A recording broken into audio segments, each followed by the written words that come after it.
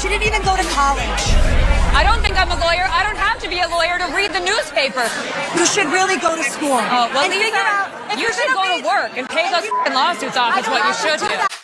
Hey guys, welcome back to my channel. It's your girl, the Brooke Ashley, and today we are here to discuss The Real Housewives of Salt Lake City, Season 6, Episode 2, and before we get into it, let me start off by saying SLC is clearing the other girls. This episode was so good. It was a 20 out of 10. Now, I'm not going to hold y'all. I am conflicted because y'all know that I love Lisa Barlow down. But Lisa, the way Bronwyn packed you up at the end of this episode hurt my heart. And I was trying not to admit it, but I had to rewatch this episode again. And I said, Lisa girl, Bronwyn got you together. And again, I'm not happy to admit that, but I have to be honest and I have to be fair. Now, I do want to go over a few quick house rules. Just because I like a housewife that you don't like, that's fine, but I will never tolerate disrespect on my channel because last week, a few of y'all tried me. I don't know why. I come in peace. I heard a really great quote. We can disagree without being disagreeable. And I'm gonna need that to apply to my channel, all right? My channel is a peaceful place. We have a good time, we laugh. It's not that deep, it's just a show. So again, if you are upset with my opinions, then I might not be the reviewer for you, and that's okay. But I will never tolerate you talking to me crazy, cursing, because I happen to like somebody that you can't stand. If you don't like me, that's fine. But you know, watch your mouth.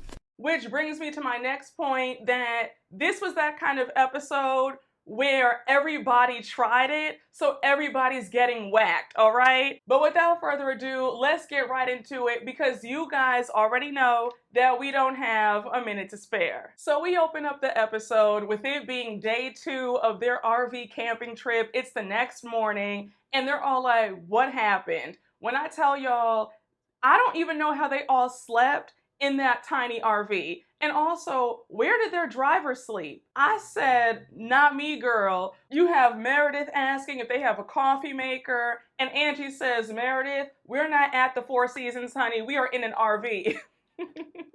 So now we see them all brushing their teeth down by the river. I said, this is why I can't get with camping because I just can't do that. So anyhow, we now cut to them cooking steaks on a grill. And it was so obvious that production went out in the middle of the night and got them a grill and some groceries, because how do we go from dry Costco sandwiches, 2 bottles of water, and some dry hot dogs and a vegan burger with no buns, no condiments, to now we have a full spread with steak and eggs? I said, okay. Production said, let's feed the ladies so that they don't starve. Now, the way Mary had me screaming, she was like, Bronwyn, why are you on the grill? Do you even cook? Because the way you're poking at those steaks, like, let somebody else do that. She was like, Meredith, can you please take over? And I said 2 things we know about Bronwyn. She does not pick up after her dogs, and she does not cook. So I'd be asking her to step away from that grill too. And I love a good steak, so please don't F up my steak, all right? I want my steak to be medium well at the most, with some potatoes on the side. What? And a lobster tail? So now they're all eating breakfast, and Heather brings up how she feels like she could bring her girls up to have this same experience in an RV. And then she says, well, it's too late now because my youngest daughter, Annabelle, is going off to college. So then she says, even though I feel guilty, I really can't wait for her to go because I'm exhausted. So now Heather gives us this sob story about how even though she feels guilty about feeling this way, she's ready for this era of her life to be over. And she says, ever since her ex-husband left her, she's had to be the mom and the dad. And even Annabelle told her the other day that Heather has been in fight or flight mode for a long time. So now Heather goes into the whole song and dance about how growing up Mormon, you're groomed to be a mother and a wife, and if you want to be anything more than that, then that's a sin. So now Heather goes on to add that when she was married, she was in charge of the kids, and her husband was in charge of providing. And then when they divorced, it was the same thing where it was still on her to be with the kids 100% of the time.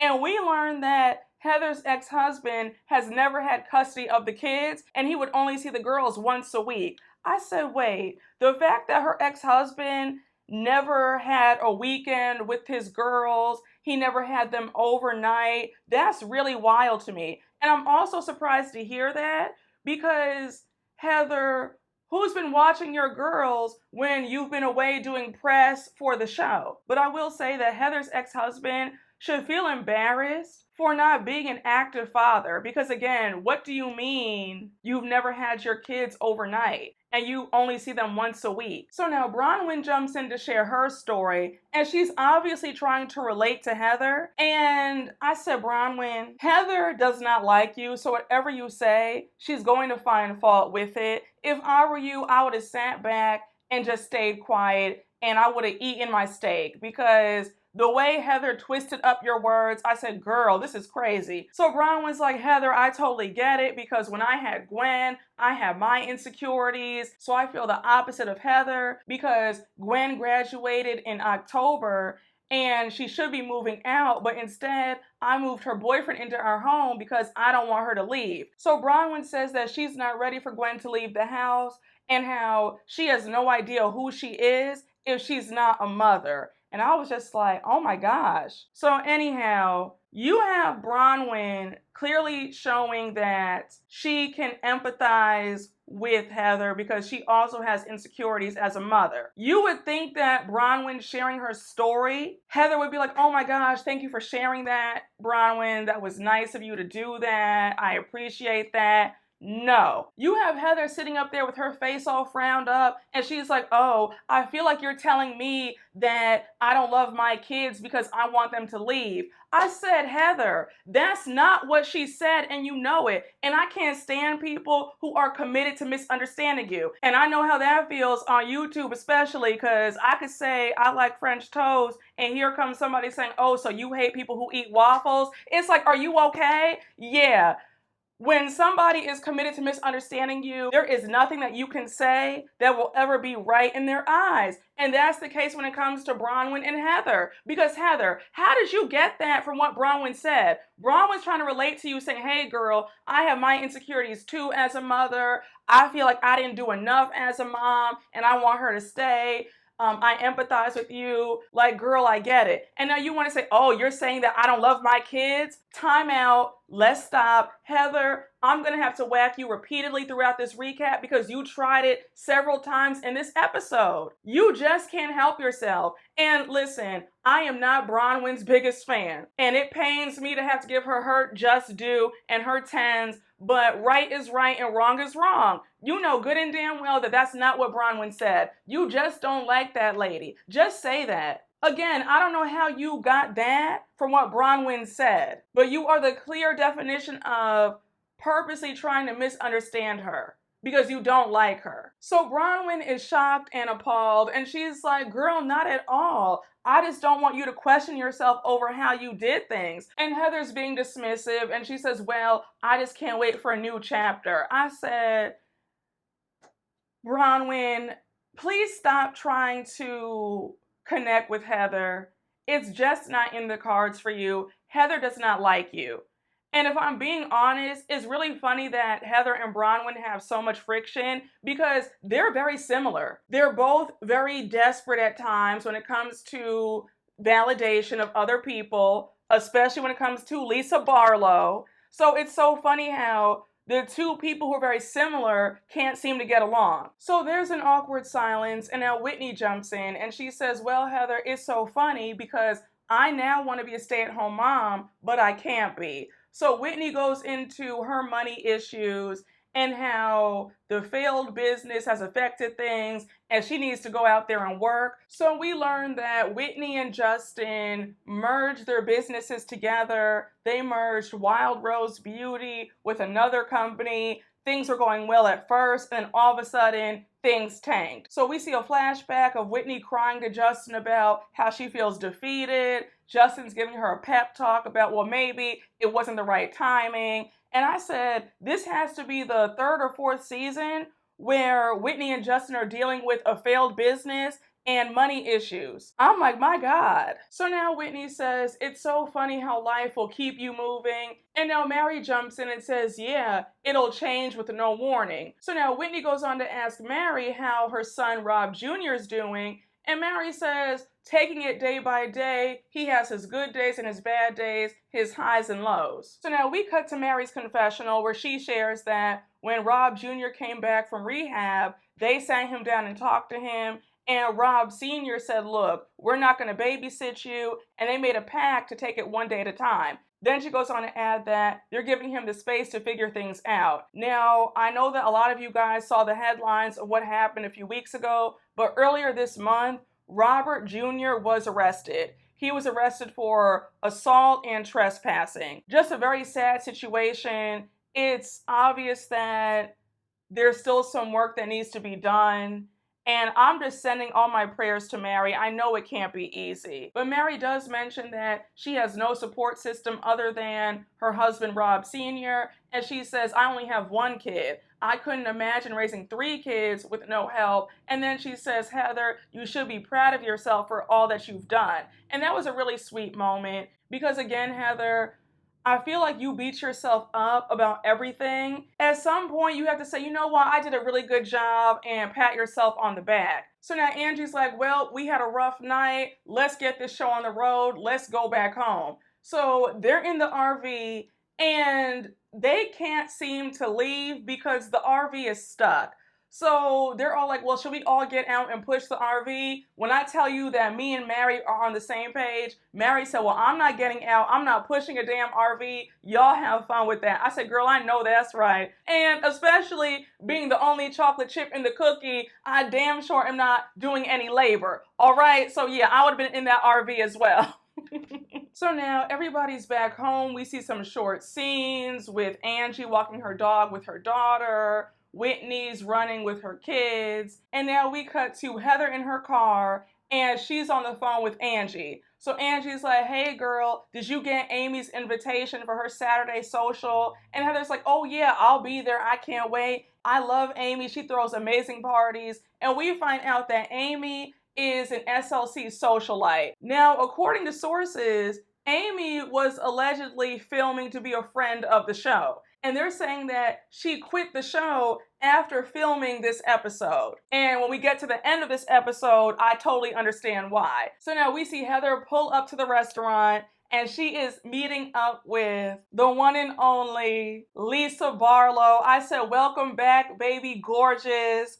Listen, y'all, you can feel how you want to feel. It's not changing over here. I like Lisa and it is what it is, all right?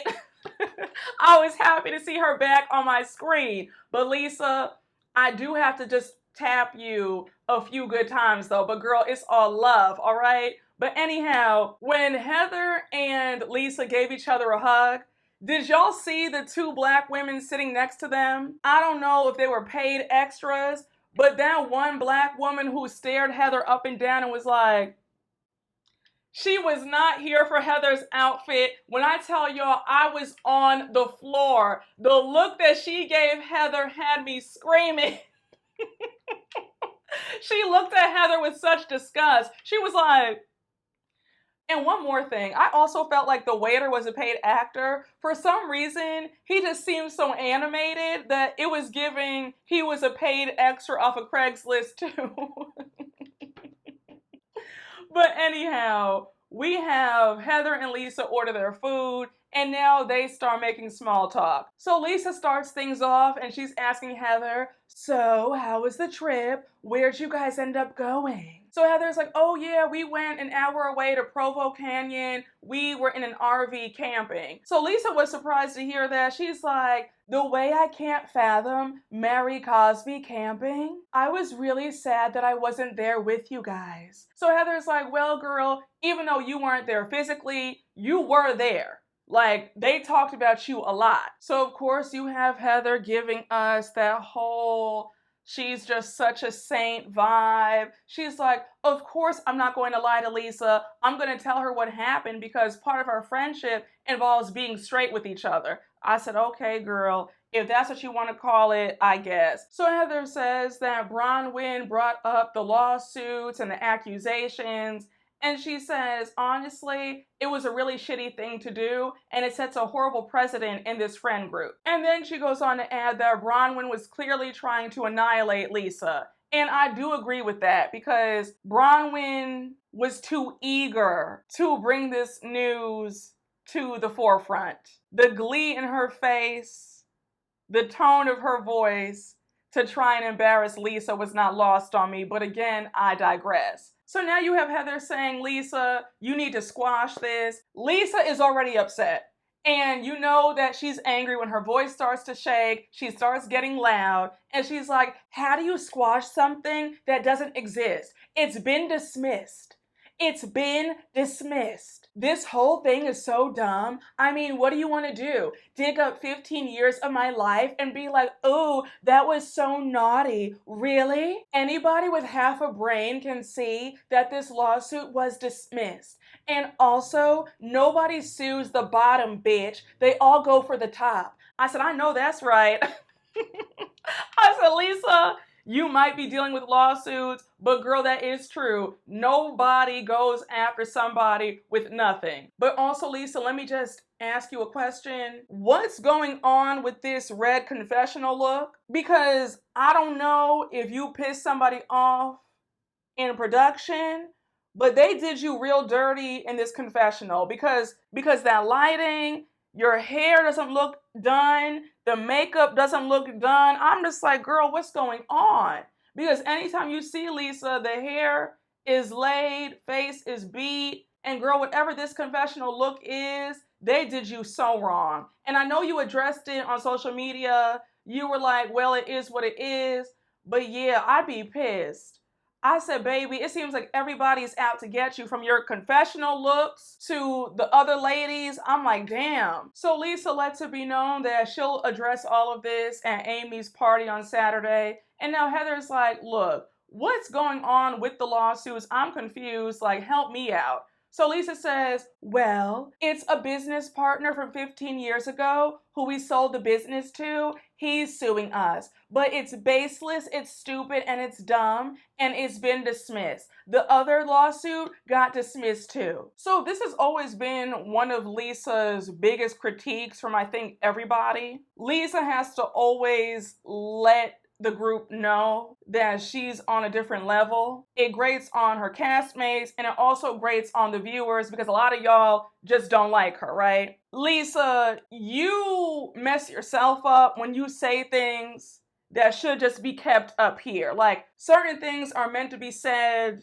in private. And when you went on to say how you have a different business than everybody else in this friend group, and how you have a different life from everybody in the group, they don't live like you do big things. I said, Lisa, this is why people don't see it for you, because you say things like that. And again, I'm not saying that you can't feel that way about yourself and your life, but it's not wise to say that out loud. Even Heather said, this is why Lisa gets herself in trouble, because she's always finding a way to make herself seem different or better or above us. And it's elitist and it's annoying. Lisa, you guys are all on the same show. Y'all are all on the same network. You guys are all collecting hefty checks. You guys are all famous. You're all known. You're all public figures. So your lives are not that different. Meredith is a jet setter. We see her traveling all the time. She's now a DJ. Like, you guys all have famous people following you. You all have famous friends. You can't act as if you're just so above and they're so basic. Lifestyle-wise, you guys, for the most part, are all on the same page. You all have designer. You all travel well.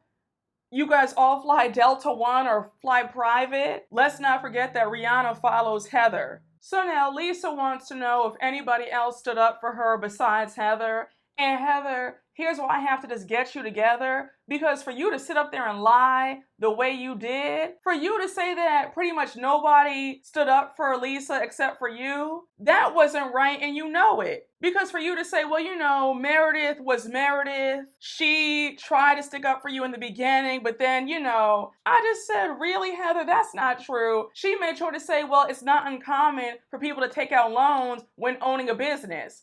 She did have Lisa's back. And let's also not forget how Brittany had Lisa's back. Brittany was 10 toes down for Lisa. So for you to sit up there and act like nobody else had Lisa's back except for you, you make it clear that you want to be the only one who is best friends with Lisa. Because why can't you be honest that it wasn't just you, it was Brittany and Meredith who also had Lisa's back? Like, I don't get it. And you felt so good to get that pat on the head when Lisa said, oh, so it sounds like you were the only one defending me. I said, this is a hot ass mess, Heather. You should feel ashamed. So of course, Heather's twisting the knife in even more. She's like, oh yeah, by the way, Angie was piling on. So now at this point, Lisa starts crying and Heather's like, you know, I totally get it because it's hurtful to have your friends betray you like this. And Lisa's like, I'm just crying right now because I'm so frustrated and upset for them to sit up here and denigrate my character like this and my brand is hurtful. So then she says, well, let's go around and dissect everybody's life then, because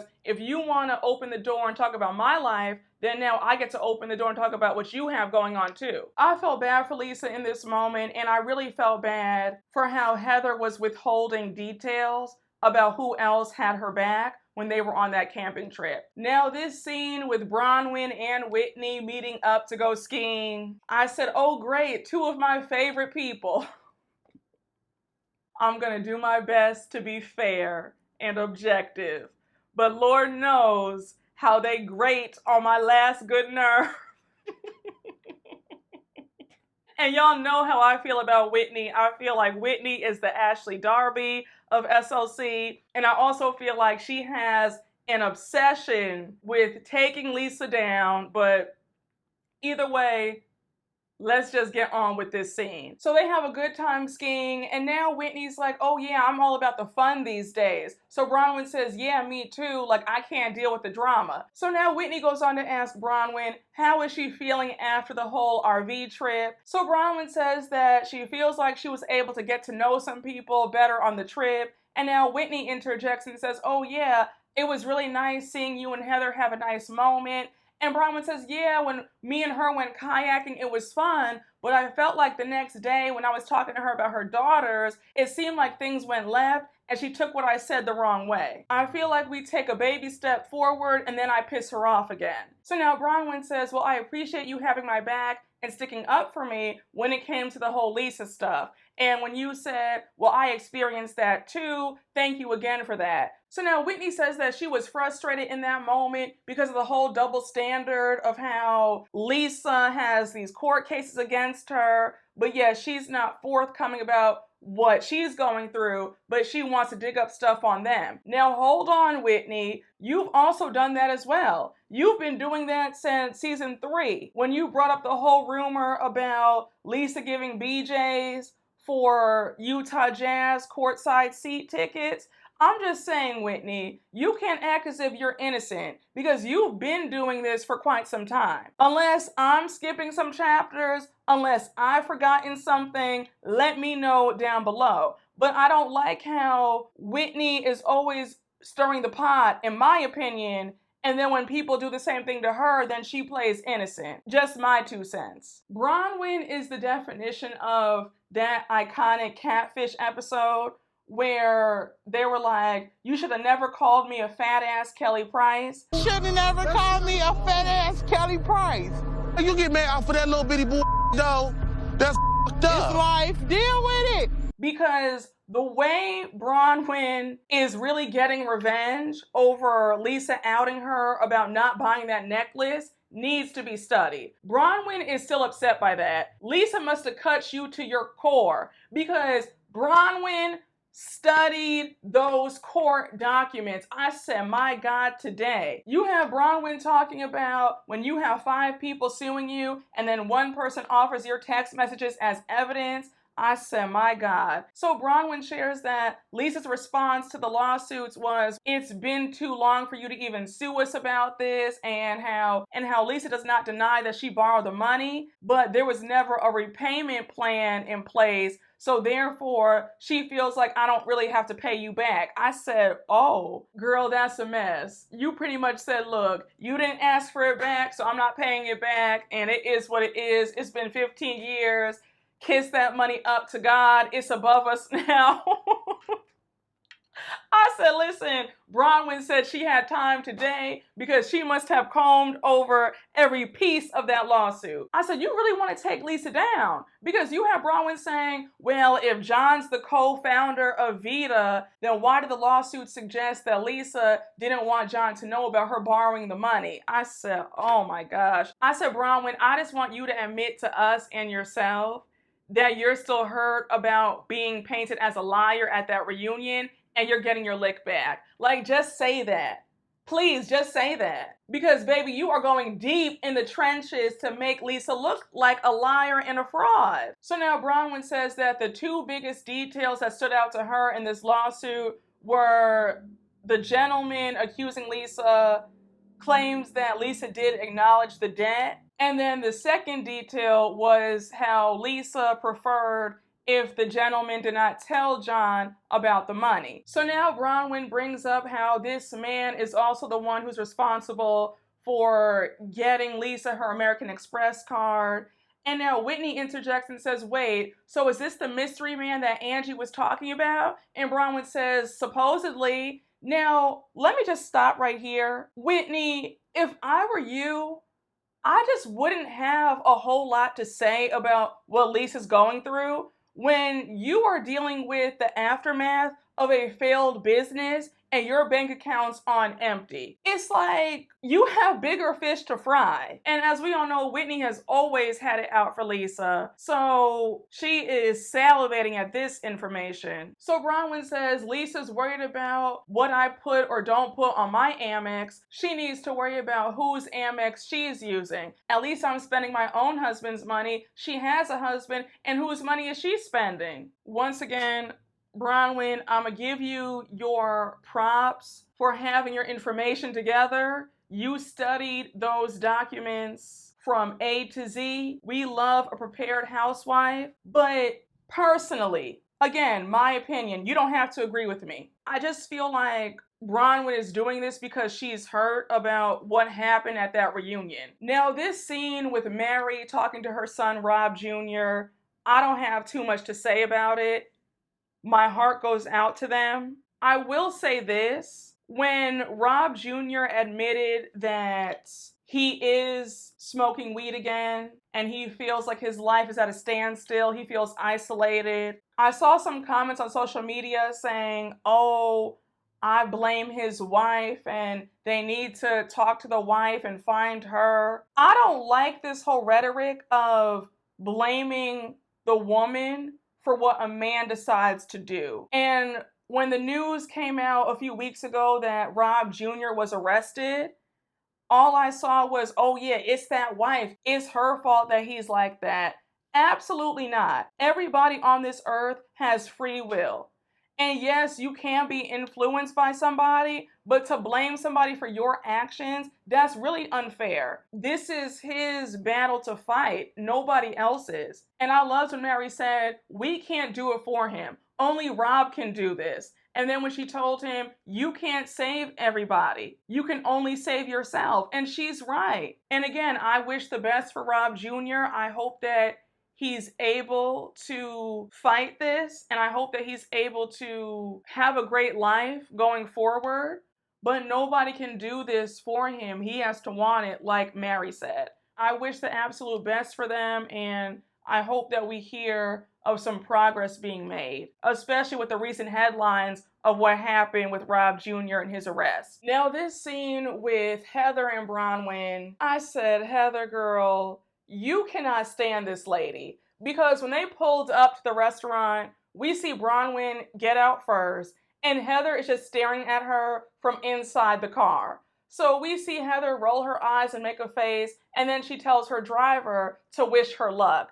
I said, Heather, it's not that deep. It's a simple lunch with Bronwyn Newport. You'll be okay. So now, when they get in that restaurant, Heather could not even control her facial expressions because she already looked irritated. So she's like, hey, how are you? And so we cut to her confessional and she says, I want to like Bronwyn because I don't want to feel annoyed in my friendships or feel like it's a chore. Heather, for whatever reason, you don't see it for Bronwyn. I would rather you just say that to us and to yourself and to Bronwyn versus you playing in our faces and acting like there's some reason why you guys can't seem to get along. And Bronwyn, I have to say, it's weird to watch you be so nervous around Heather. I don't know why you're so afraid of Heather, but I digress. But anyhow, Bronwyn starts off the conversation and she's like, so how's everything been with you? And Heather shares that her daughter Ashley is going to be visiting from Santa Barbara and she's excited for her daughters to have some sister time together. Then Heather brings up how she's super excited for Annabelle to graduate because she's exhausted.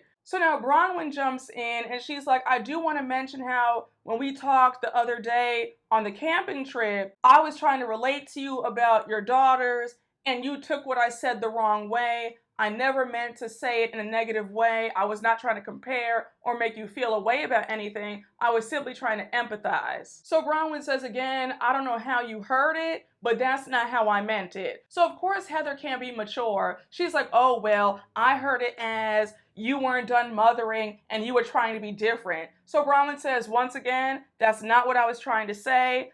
If you took it that way, I'm very sorry for that. Now, Bronwyn, why are you apologizing? You didn't mean it in a nasty way. You know for a fact that Heather was just being difficult. Heather does not see it for you. You could have said, what a beautiful day we're having. The sky is blue, the birds are chirping, and Heather would have still been on your ass. So if I were you, there wouldn't have been an apology. Heather could have felt the way she felt, and it would have been an, oh, well, girl, well, that's on you because that's not how I said that, and you know it. The same energy that you have for Lisa, you need to have with Heather. Heather, the way you gaslight people, especially Bronwyn, nasty work. Because you said, Bronwyn, I wish we could have had this conversation at the campfire. I said, you guys did. But because you don't like her, you chose to take it the wrong way. So now Bronwyn says, Heather, if I'm being honest, when I say things to you, it feels like they don't land, and then it causes me to shut down, and then I say, yeah, Heather doesn't like me. And of course, Heather continues to gaslight Bronwyn, and she says, no, you don't present it that way. It's a lot of word salad with you. So now Bronwyn's like, really? Me? I do a lot of word salad when you're best friends with Lisa Big Mouth Barlow? Really?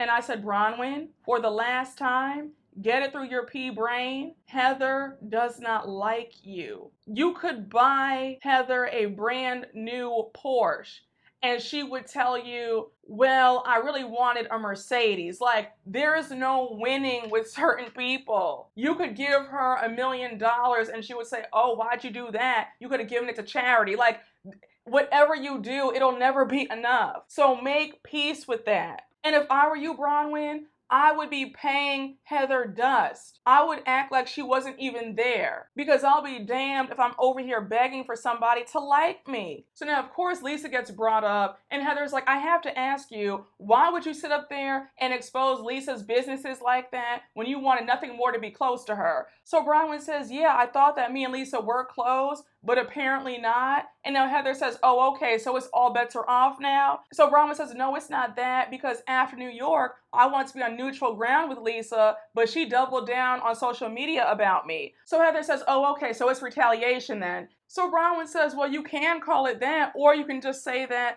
I'm meeting her where she's at. Now, Bronwyn, I said this during your scene with Whitney. This is 100% retaliation and revenge. Just own it. She gagged you at the reunion, and now you're trying to gag her back. Just own it, and we can all be at peace. So now Heather starts going off about how their issues should not affect the group, how they need to talk. And now Bronwyn calls out Heather because she says, I feel like this whole thing affects our relationship. Heather, for you to sit there and tell a bold-faced lie saying, oh, I don't have an issue with you. I said, Heather, who are you trying to fool? Do you think that we're stupid? You cannot stand Bronwyn. You loathe Bronwyn. Let's be so for real.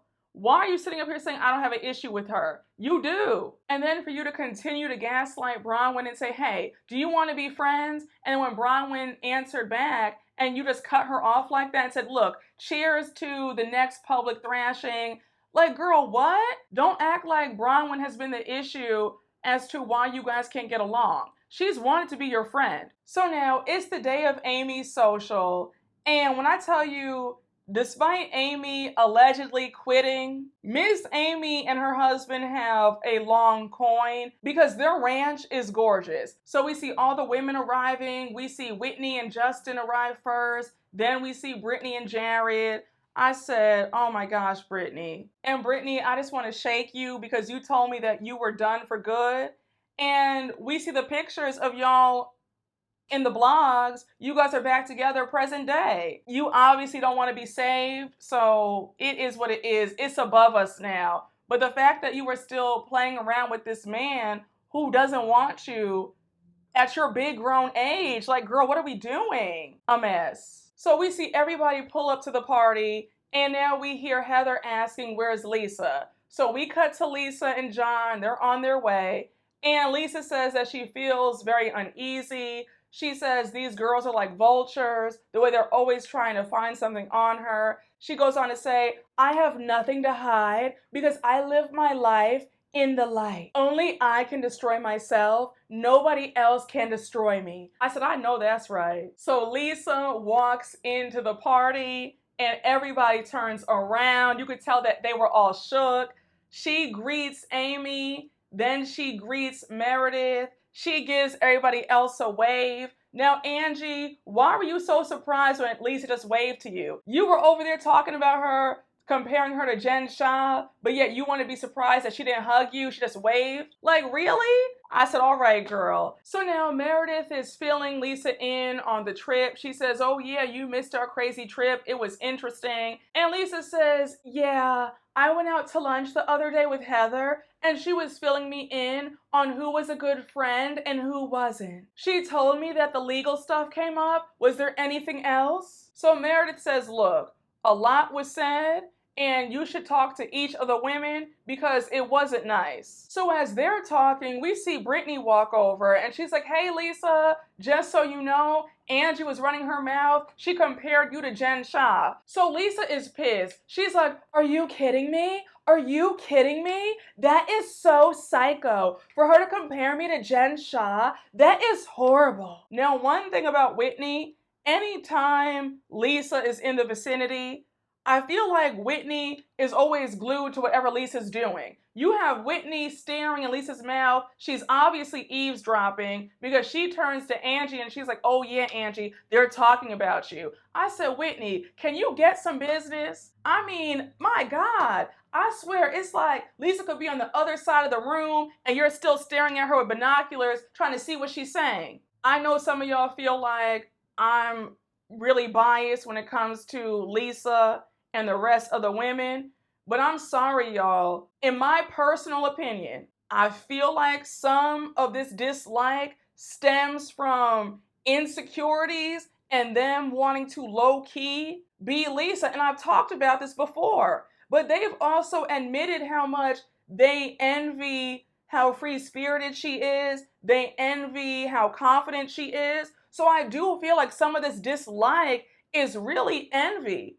Again, go back and watch the earlier seasons, but I don't really feel like I'm off base in my assessment of this group. And a lot of this is not me being easy on Lisa. A lot of this is feeling like a lot of these women are really pressed by Lisa. And listen, I'm not going to get into all that, but just hear me out. I really feel like Whitney has this odd obsession with Lisa. I really do. And that's not me being biased, I promise y'all. Just my 2 cents, my opinion. But I think it's so funny that anytime they're in a group setting, especially if Lisa and Whitney are on the outs, Whitney's always buzzing around to see what Lisa's doing, and it's so annoying. But listen, it's just a show. It's not that deep, so let me just move on. So now Lisa walks over to Angie, and she's like, hey, Angie, I think that you and I need to have a chat. So Angie's like, well, what did Brittany tell you? Because then I can undo the mess. Now, in my personal opinion, if you're being confronted about what you said behind somebody's back, you already know what the conversation is about. So just come clean and admit to what you said. And somebody refresh my memory, please, because I could have sworn that Lisa and Angie were back to being friends again after last year's reunion. I thought they were good. Unless I'm forgetting something, let me know down below, because I'm very confused as to why Angie and Lisa are still having issues. So Angie says, look, the lawsuits did get brought up. Bronwyn was saying all this stuff. And now Lisa cuts in and says, well, Bronwyn's not a lawyer. She didn't go to law school, and I doubt that she went to college, so maybe don't believe everything that she says. So, of course, you have Bronwyn looking over at all this going on. She hears her name, and now she has to walk over. Now, was it just me, or did Bronwyn seem eager to have this moment with her and Lisa Barlow? Because that's how it came off to me. Like, she could not wait. It was like, tag me in the game, coach. Like, she was ready. So you have Bronwyn say, you're not mad at Angie, you're mad at me, so maybe you and I can hash it out. I said, hold on, Bronwyn. First of all, Lisa is also mad at Angie because Angie compared her to Jen Shah. So yes, there is anger for everybody. Again, Bronwyn, you seemed way too eager and excited to have a moment with Lisa. That's just how it came off to me. So Lisa says, you're dismissed. So now you have Bronwyn being shady in her confessional, and she says, I'm dismissed. I think what she means to say is, Judge, please dismiss these lawsuits. So now we cut back to the party, and Lisa says, I'm not talking to you. Please leave me alone. And now you have Lisa saying, Bronwyn, I'm not upset with you. I don't like you. So now you have Meredith saying, Bronwyn, it's not good timing right now. Like, let her and Angie just hash it out and talk. So, of course, that doesn't happen. And I was annoyed because I did want to hear Angie's explanation of why she said that. And for her to get interrupted because Bronwyn wanted her moment, I just said, all right, here we go. So now we have Lisa saying, she's loitering, like you're loitering, like she was not trying to have Bronwyn next to her. Now I have to say, in the beginning of this argument, Lisa was eating, but then she quickly went off the rails and then Bronwyn chewed her up, unfortunately. But the whole thing about she's loitering, she's dismissed, I said, okay, Lisa, 2 points for you. Now, when they briefly cut to the husbands talking, we have Seth asking Jared if he's madly in love with Brittany. And when I tell you, Jared was stumbling. He was like, I love her. And they were like, well, are you madly in love with her? And he was like, I don't know about that. And I said, sir, you don't want her. You don't want her. She's a placeholder, cool for right now. You enjoy having sex with her, but you don't want anything more. Like, we can all see it. This man is a user and an opportunist. So we jump right back to Lisa and Bronwyn going at it. And Lisa's like, I have zero interest in talking to you. So Bronwyn says, oh, really, Lisa? You talk to everybody about me. So now Lisa says, you're very dishonest. So here's where everything goes left. Bronwyn says, well, I've said things about you that should make people question and pause about you. So now Lisa says, well, I have a question and a pause about you, you gout dick sucker. I said, wait. I said, hold on. Not the gout dick sucker read in episode 2. I said, nobody's doing it like SLC. I had to rewind this part several times because y'all don't understand the scream that escaped from my lips. I said, wait, hold on. Now, Lisa, Miss Mamas, the read, I don't even know what to say about it. It was just hilarious because I said, girl, what is this? But you had everybody gagged when you said that. Whitney had me on the floor. She was like, I thought gout was in the feet. I had no idea that you could get gout in your dick. Now, when the cameras panned to everybody else at the party, they were so appalled. You had Amy and her husband. They were just like, wait, what's going on? I said, I see why Amy quit right after filming this party, because she probably said, you know what? No, ma'am, I don't need anybody calling me a gout dick sucker or any sucker or whatever. She said, you know what? Shout out to everybody. I had fun. Oh! Shout out to everybody. I had fun. I gotta be good. I will leave you girls over here, and I'm gonna be over here with my husband living a good life in private. But I could not stop laughing at this part because Lisa kept repeating the whole gout dick sucker a good 3 times too. So Bronwyn is clearly upset, and she's like, oh wow, so because I'm telling you about public records, now I'm a dick sucker? Like, really? So Lisa says, no, you were one before, and that's why you have clothes. So now you have Bronwyn saying, no girl, my husband pays for my clothes. So now you have Bronwyn asking who pays for Lisa's Amex, and Lisa says, John. So Bronwyn says, are you sure about that? Because some other guy is claiming that he pays for your Amex. So Lisa's like, that's a lie, that's a lie. John pays for my Amex. He's the only one who pays for my Amex. That guy is lying. So Bronwyn says, girl, you can lie all you want to, but it's in the court documents. So of course you have Whitney jumping in because she can't wait to get on Lisa. And she's like, yeah, it was in the court documents. So now we cut to production, and unfortunately for Lisa, it is in the court documents about this gentleman paying for her Amex. I said, Lisa girl, this is a hot mess. And Bronwyn studied these court documents from top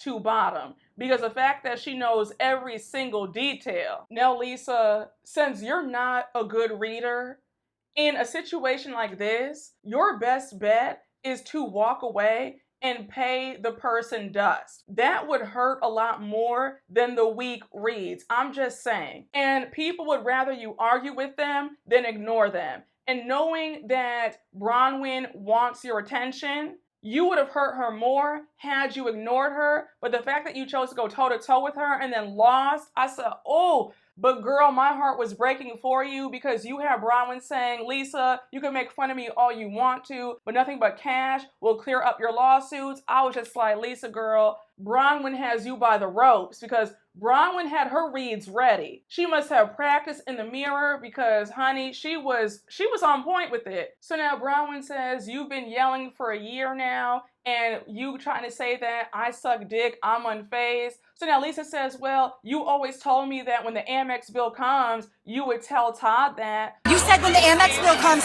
I just said, Todd, I'll suck your dick. So now Bronwyn says that her Amex bill comes in a box and not in an envelope because that's how big her bill is. Now, a quick side note, Bronwyn, you don't just want to do the paperless option to save paper? And speaking of American Express, can we please talk about how they just raised the annual fee to $8.95? I'm like, well, damn. And I just paid the fee in July. I'm just like, well, all right. But shout out to American Express because we are locked in. So now Bronwyn says, well, I enjoy having sex with my husband, so I'm unfazed by that accusation. Am I shocked? Yes. Let me leave that alone. Let me leave that alone. I feel like for those of y'all know what, you know what a lot of us are connected. We're on the same wavelength, so you know what I'm trying to say. So now Lisa says, oh, okay, so now you're okay with Todd, but in Mexico, you guys weren't okay. So Bronwyn says, well, yes, Lisa, in a marriage, it's called having ups and downs. And Bronwyn, I have to say, I'm still confused about the whole story that you told us last season about Todd cheating on you. Because at the reunion, Todd didn't know what you were talking about. So now Lisa goes on to say, well, nobody talks more about their husband than you do. And now Bronwyn claps back and says, well, nobody borrows money behind their husband's back like you do, bitch. I said, oh, I said, Lisa, if you have any sense, you will walk away and just leave Bronwyn alone because Bronwyn did not come to play. Lisa, girl, you were ill prepared. So Lisa says that's not true. And Bronwyn says, girl, it was in the court documents that you specifically asked that John did not find out about that. So now Lisa throws some shade saying, girl, you're not a lawyer. You didn't even go to college. So Bronwyn says, girl, you don't have to be a lawyer to read the newspaper. I said, oh my gosh. I said again, Bronwyn was ready for Lisa on this day. And when I tell you that my heart wept to see my fave get eaten up like this, I said, my Lord. I said, again, Lisa, fight back or just walk away. I said, Lisa, get up. Now, the final nail in the coffin for me was when Lisa said, you should go back to school, and Bronwyn hit her with, and you should go to work to pay off those effing lawsuits. I said, Lisa, she ate you up. I have to be fair. And I was trying to deny it at first, but Bronwyn was ready. She was prepared, because the next thing you know, you have Lisa crashing out. She's like, you're a disgusting pig. You're just so gross. Then she says, I'm going to put up a fake website with lies about you. And Bronwyn says, yeah, girl, you've already done that. And then Lisa storms off and she's like, this is such a joke. And that's where the episode ends. Lisa, you are very reactive. And I get that, right? Because in an argument that adrenaline is flowing, I get that. But I'm going to need you to hire somebody to write some reads for you. Because to see you go out like this was reminiscent of 2 seasons ago on Beverly Hills, when Erica and Denise Richards got into it at Crystal's taco night, and Erica packed Denise right on up. Denise did not even have a chance. This reminded me so much of that moment, because Lisa, you came in hot to have to walk away with your tail between your legs, and I just felt so sorry. Like, I was like, oh my gosh. I said, Lisa, it's gonna be a rough one for you. Bronwyn, I don't want to give you your 10s, but I have to give you your 10s. As pressed as you look to have your moment with Lisa, you ate. Okay? You're not that bitch or nothing, but you still ate that little one. That little one thing, you ate that one thing. Lisa, girl, again, I'm gonna need you to come prepared the next time you go at it with Bronwyn. But y'all, when I tell you this episode was phenomenal, a 10 out of 10, and the SLC girls are doing it. But guys, that was my recap. I hope you all enjoyed. Thank you all for watching. Thank you all for listening on the podcast. And you already know what to do. Please make sure to like, comment, and subscribe. And I will see you all later. Bye.